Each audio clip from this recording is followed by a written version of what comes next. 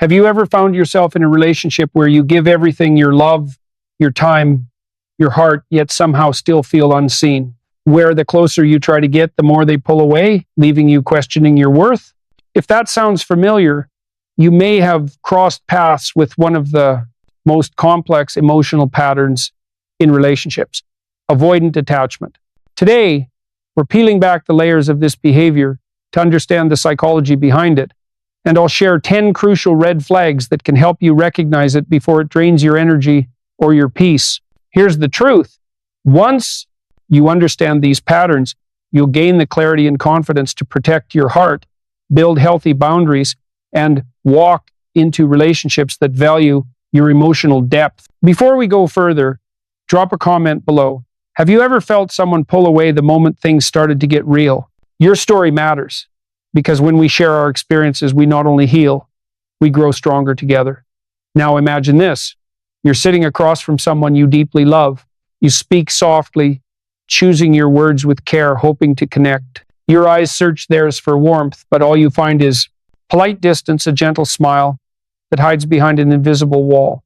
You reach out emotionally, yet the more you reach, the further they drift. It feels like pouring your love into a bottomless well. And slowly, that quiet, painful question creeps in. Is it them who can't connect, or am I simply not enough? That single thought becomes a whisper of doubt that lingers long after the conversation ends. Here's the truth. This disconnection isn't a reflection of your worth. It's a shield they built long before you entered their life. People with avoidant attachment wear independence like armor. They call it strength, self-sufficiency, or emotional maturity. And at first glance, who wouldn't admire that? We're naturally drawn to confidence, to those who seem calm, capable, and in control. But beneath that composure often lies a deep fear of vulnerability, an unconscious resistance to intimacy, rooted in old wounds. Childhood moments when love felt conditional, when closeness brought pain, when reaching out only led to rejection. For them, independence isn't just a lifestyle, it's survival. And this is where the emotional trap begins. If you lead with feminine energy, deeply attuned to connection, empathy, and emotional closeness, their armor can feel like a challenge you're destined to solve. You might believe that if you love harder, wait longer, or give more patience, the walls will eventually fall. But walls built from trauma aren't broken by devotion. They can only be dismantled by the one who built them. That's the heartbreak of this dynamic. It pulls the nurturing soul into a cycle of overgiving, where love turns into sacrifice and patience becomes silent suffering. This is also where narcissistic patterns sometimes overlap. Like the narcissist who manipulates through power games, the avoidant controls through distance. They offer closeness like a reward present one moment, withdrawn the next, teaching you to question your needs and doubt your own instincts. Every time you silence the voice that says, I feel unseen, you drift further from your own center. The psychology behind this is subtle but devastating. Inconsistency, silence, and withdrawal become invisible levers that keep your nervous system in a loop of anxious anticipation. And over time, it begins to erode your sense of self. Quietly, almost imperceptibly, you start bending your identity around their absence, canceling plans, waiting on texts, shrinking your world just to stay close to someone who keeps pulling away. You lower your voice, you silence your needs, you hide parts of your truth just so you don't scare them away. You tell yourself you're being patient, strong, understanding, but deep down a quiet whisper begins to rise. I am shrinking. This is where true healing begins. Not by fixing them, not by forcing your way past their walls, but by turning inward and asking yourself, why do I tolerate distance disguised as independence? Why does loneliness in someone's presence feel so familiar? Often, these questions lead back to your own story, to moments when love came with conditions, when being silent kept you safe, when invisibility was confused with peace. Trauma calls to trauma not because we deserve pain, but because the nervous system clings to what it knows, even when what it knows is hurt. Stepping out of this pattern requires radical courage. It means choosing your emotional safety over someone else's comfort. It means treating your needs not as burdens, but as sacred truths.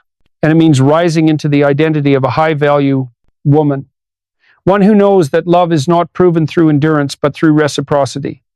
A high-value woman does not chase intimacy that hides behind excuses. She does not pour her light into barren soil, hoping for it to bloom.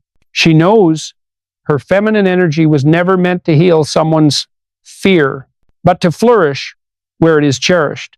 And yet, here lies the heartbreak, because when you've glimpsed even a moment of connection with an avoidant, that memory feels magnetic.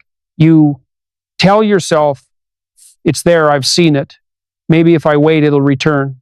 But every time you bet on potential instead of presence, you delay your own healing.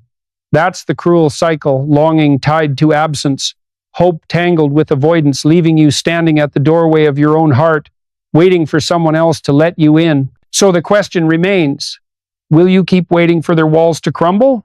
Or will you choose the kind of love that doesn't demand you to break yourself open just to feel a little warmth? It always begins tenderly. A lingering glance, the brush of a hand, the exhilarating rush of being wanted. You think, finally, this is it. Someone who truly sees me, who meets me in that sacred space where souls connect. But then, without warning, the warmth disappears. The calls stop. The affectionate words turn cold. What once felt like closeness becomes a chilling silence. And there you are again, staring at the space between messages, searching for meaning in the quiet. It's like standing in sunlight one moment and being thrust into an ice storm the next. That sharp contrast, the sudden swing between hot and cold, is not random. It is the very essence of avoidant attachment, and it leaves invisible bruises on hearts that crave stability. This is where your nervous system becomes the battlefield. The brief highs of intimacy flood you with oxytocin and dopamine, whispering promises of connection and safety. But when that connection is abruptly withdrawn, your body interprets it as danger. The sudden distance triggers panic, and the emotional whiplash locks you in a loop that feels hauntingly similar to addiction. You don't chase the warmth because you're blind to the cold. You chase it because you can't forget how the sun once felt on your skin. So you begin to bargain. Maybe if I don't bring up my feelings, maybe if I give them more space, maybe if I just stay patient.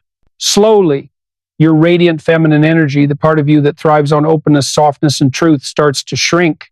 You begin performing calmness, pretending contentment, all to preserve a fragile illusion of closeness. It mirrors the pattern seen in narcissistic dynamics, where unpredictability itself becomes a form of control. You avoid that closeness is dangerous. You believe if you love with enough tenderness, if you embody enough patience, you might heal them. But here lies the razor's edge. Love is powerful, but it cannot do the work another refuses to do. True relationship healing demands reciprocity. It is the dance of two souls, willing to risk vulnerability, not the endless pouring of one into the empty vessel of another. The danger is that in trying to heal them, you wound yourself. Every excuse for their detachment chips away at your value. Every silence you impose upon your own needs teaches you that boundaries are optional. But deep within, the high-value woman knows better. She knows her worth is not measured by her ability to endure neglect, but by her courage to protect her spirit. She knows that healing begins not when the other opens, but when she decides her own openness will not be squandered. So the question rises sharp and unavoidable. How long will you wait for someone who cannot or will not meet you? How many nights can you lie beside a body that feels like a stranger, whispering in your heart that someday, somehow, they'll awaken? And at what moment do you turn inward and recognize that the love you've been chasing in their silence is the very love you've been denying yourself? Picture this. You share something raw, something tender, a memory that shaped you, a wound that still aches. And instead of leaning in, instead of offering the sanctuary your heart longs for, they laugh it off, shift the topic, or worse, make you feel foolish for even speaking. That subtle sting is not trivial. It fractures the foundation of intimacy, because true connection is built not in grand gestures, but in these quiet, vulnerable moments when your heart asks, "Will you hold me?" And the other either steps forward or retreats. With avoidant attachment, retreat is the default. Vulnerability feels like stepping into quicksand, so they deflect, minimize, or intellectualize. They might listen, but you feel their presence is absent. They are managing the encounter rather than entering it. And here's the cruel paradox. Their fear doesn't always show as coldness. Sometimes it wears the mask of humor, of indifference, even charm. But underneath lies the terror of being truly known. For you, though, it leaves the ache of unmet presence.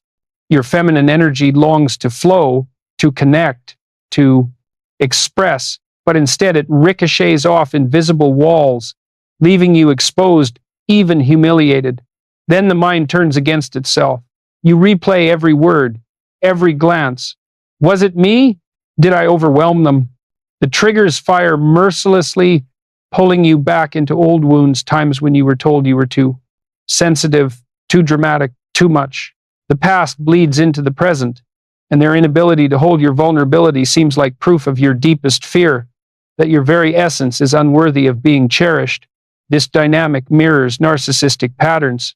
A narcissist weaponizes your vulnerability, and avoidant usually rejects out of fear, not malice. Yet the effect is eerily similar, you alone with your open heart, shrinking with every unreciprocated